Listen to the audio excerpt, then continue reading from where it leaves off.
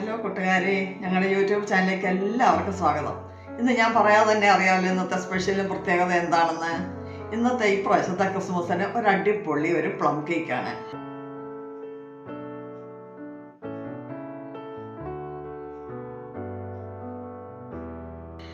ഒരു ഇതുമില്ല, പെട്ടെന്ന് ഉണ്ടാക്കാം, ചിലവ് കുറഞ്ഞ ഈസി ആയിട്ട് ഉണ്ടാക്കാവുന്ന ടേസ്റ്റായിട്ടുള്ള ഒരു പ്ലം കേക്കിൻ്റെ റെസിപ്പിയായിട്ടാണ് ഇന്ന് വന്നിരിക്കുന്നത്. അതെങ്ങനെയാണെന്ന് നോക്കട്ടെ. നമുക്കൊരു ക്രിസ്മസ് സ്പെഷ്യൽ അടിപൊളി ഒരു കേക്ക് തയ്യാറാക്കിയാലോ. പ്ലം കേക്കാണ്. അതായത് വളരെ പെട്ടെന്ന് ഈസി ആയിട്ട് ഉണ്ടാക്കാവുന്ന ചിലവ് കുറഞ്ഞ അടിപൊളി ഒരു കേക്കാണ് നമ്മളിന്ന് തയ്യാറാക്കുന്നത്. അതിന് ഒരു പാൻ വെച്ചിട്ടുണ്ട്. ഇതിൽ 3 ടേബിൾ സ്പൂൺ പഞ്ചസാരയാണ്. ഇതൊരു ക്യാരമൈസ് ചെയ്തെടുക്കണം. അത് ഒന്ന് ഇളക്കി ഒന്ന് ക്യാരമൈസ് ചെയ്തെടുക്കാവേ. മെൽറ്റായി വരുന്നുണ്ട്, നല്ല കളർ മാറി വരുന്നുണ്ട്. ഇത് കളർ നല്ല ബ്രൗൺ കളർ ആകണം.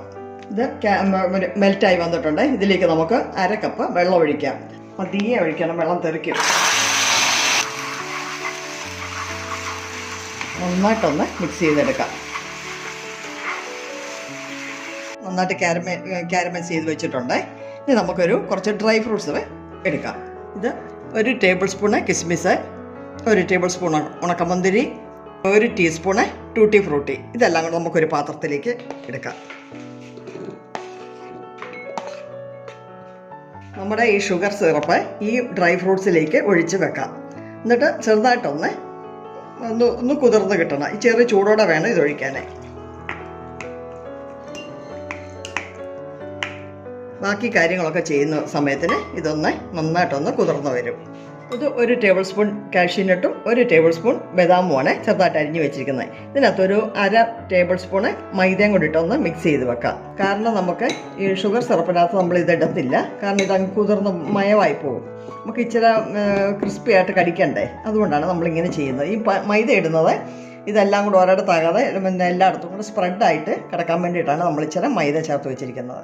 ഇത് 1/2 കപ്പ് പഞ്ചസാരയാണ്. ഇത് നമുക്കൊന്ന് പൊടിച്ചെടുക്കണം. കുറച്ച് മസാലകൾ നമുക്ക് ചേർക്കാനുണ്ട്. ഈ പ്ലം കേക്കിന് ഇത് ചേർക്കുന്നത് ഒത്തിരി നല്ലതാണ്.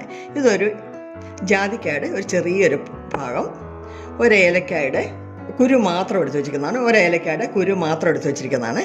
ഒരു ചെറിയ പീസ് കറുവാപ്പട്ട, 2 ഗ്രാമ്പൂ. നമുക്ക് ഈ പഞ്ചസാരയുടെ കൂടെ ഇതും കൂടിയിട്ടൊന്ന് പൊടിച്ചെടുക്കാം. നന്നായിട്ടൊന്ന് പൊടിച്ചെടുക്കാം. ഇത് 1 കപ്പ് മൈദയാണ്, 1 teaspoon baking powder, 1/2 teaspoon baking soda. ഇതൊന്ന് നന്നായിട്ടൊന്ന് നമുക്കൊന്ന് അരിച്ച് മിക്സ് ചെയ്തെടുക്കാം.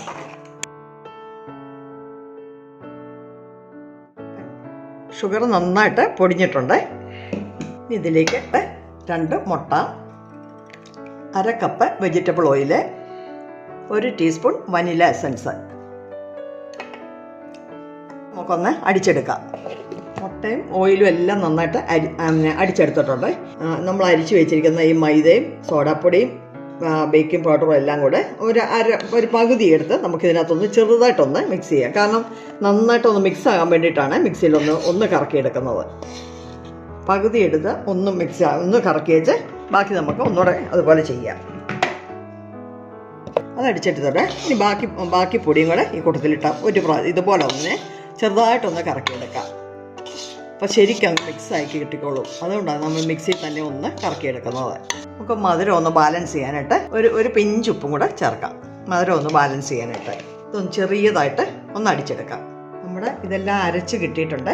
ഇനി നമ്മൾ ഈ ഡ്രൈ ഫ്രൂട്ട്സ്, അതായത് കിസ്മിസും എല്ലാം കൂടെ ക്യാരമൽ ചെയ്ത സിറപ്പിനകത്ത് ഒഴിച്ച് വെച്ചിരിക്കുന്നില്ലേ, അതിലേക്ക് നമ്മുടെ ഈ അരച്ച് വെച്ചിരിക്കുന്ന ബാറ്റർ ഒഴിക്കാം. നമ്മുടെ ഈ ബാറ്ററിൽ ഇതിനകത്ത് ഒഴിച്ചിട്ടുണ്ട്, സിറപ്പിനകത്ത് ഒഴിച്ചിട്ടുണ്ട്. ഇനി നമ്മൾ ഈ ഡ്രൈ ഫ്രൂട്ട്സ് മൈദക്കകത്തിട്ട് ഇളക്കി വെച്ചിരുന്നില്ലേ, അതുകൂടെ ഈ കൂട്ടത്തിലിട്ട് മിക്സ് ചെയ്തെടുക്കാം.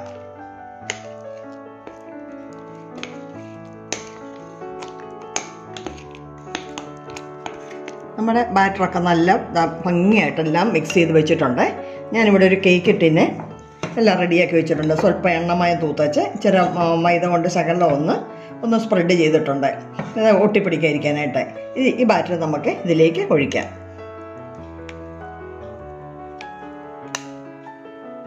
നമുക്കൊന്ന് ഇതെല്ലാം ഒന്ന് ഒഴിച്ചിട്ടുണ്ട്. ഇനി ഇതൊന്ന് ചെറുതായിട്ടൊന്ന് ടാപ്പ് ചെയ്യണം, കാരണം ഈ എയർ ബബിൾസ് വല്ലതും ഉണ്ടെങ്കിലേ അതൊക്കെ ഒന്ന് പോകാൻ വേണ്ടിയിട്ട്. ഇനി നമുക്കിത് കുക്കറിനകത്താണ് കുക്ക് ചെയ്തെടുക്കേണ്ടത്. കുക്കർ ഞാനൊരു 5 മിനിറ്റ് ഒന്ന് ഹീറ്റാക്കി വെച്ചിട്ടുണ്ട്. ഇതിലേക്ക് നമുക്കിതൊന്ന് പതിയെ ഇറക്കി വെക്കാം, കൈ പൊള്ളാതെ. ഒരു ഡെക്കറേഷന് വേണ്ടി ഒരു 3-4 നട്ട്സും കൂടെ നമുക്ക് കൂട്ടത്തിൽ ചെയ്യാം, ഒരു ഭംഗിക്ക് വേണ്ടി.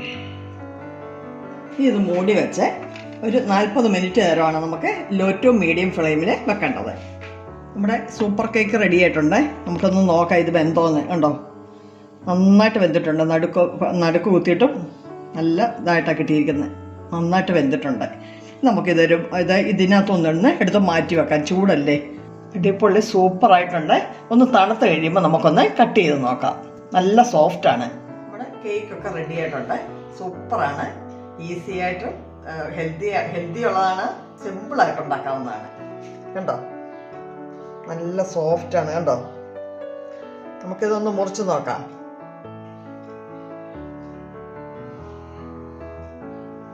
നല്ല സോഫ്റ്റായിട്ടാണ്.